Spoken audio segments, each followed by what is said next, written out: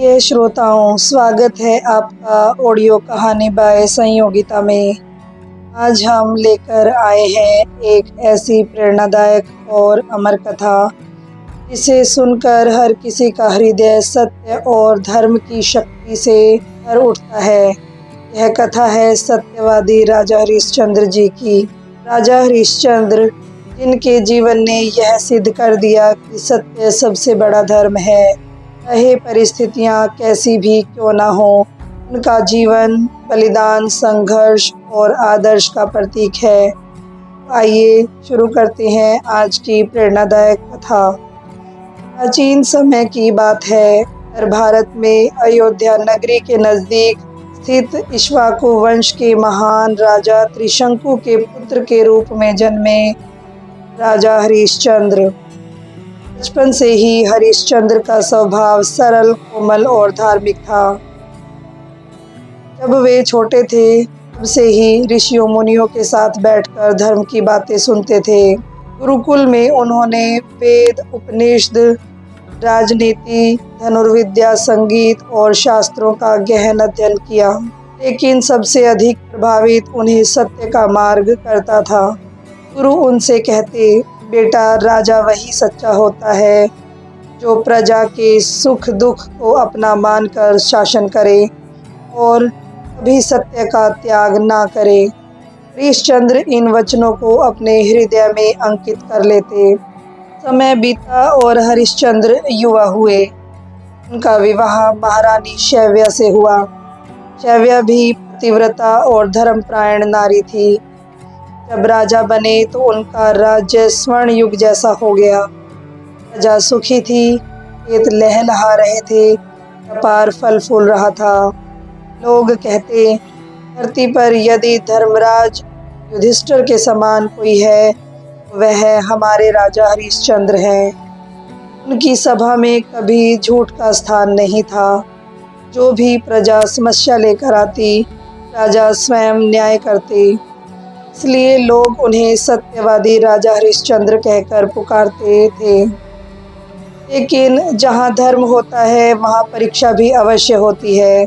एक दिन महान तपस्वी ऋषि विश्वामित्र उनके दरबार में आए। उन्होंने राजा से कहा, हे राजन, मैंने एक महायज्ञ का संकल्प लिया है। उसके पूर्ण होने के लिए मुझे अपार धन चाहिए।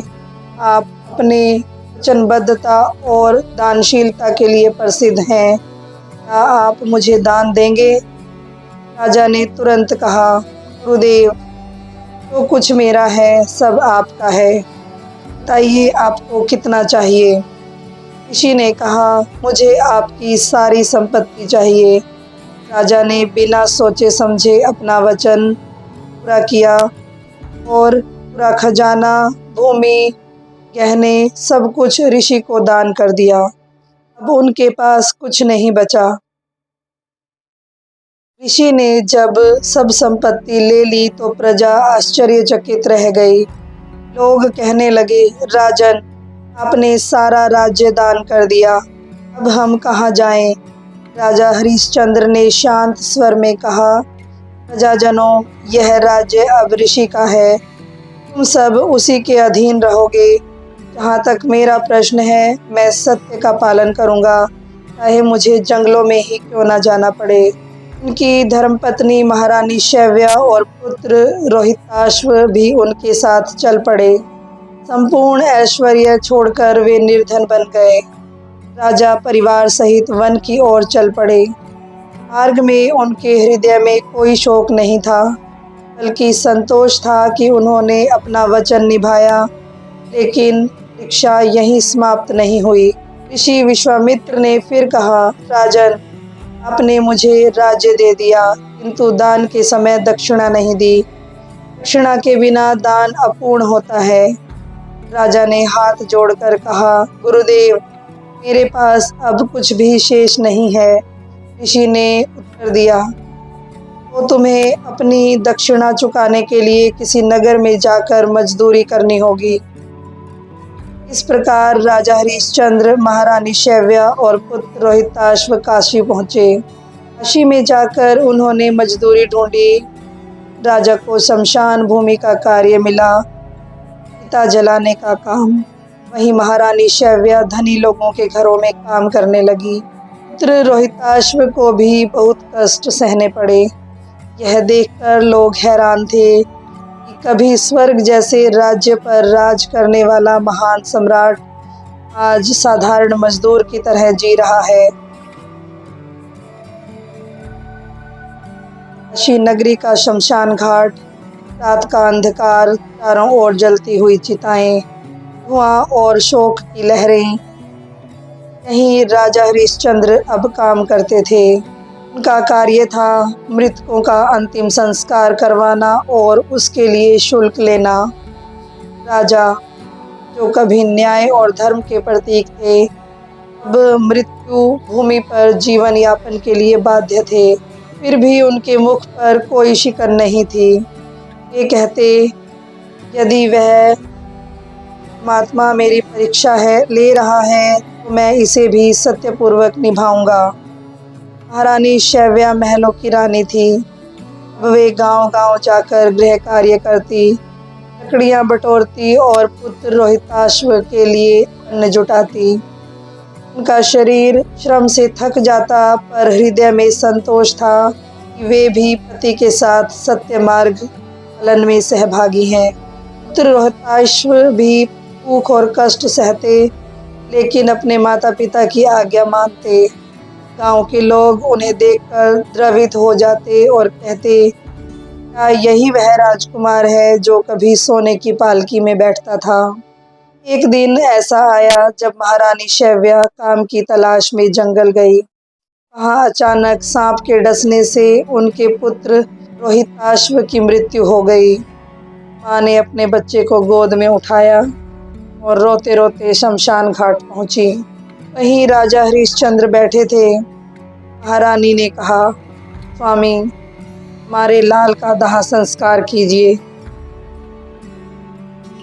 राजा का हृदय फट गया। उन्होंने देखा यह उनका अपना पुत्र है, लेकिन शमशान का नियम था, शुल्क लिए बिना अंतिम संस्कार नहीं होगा।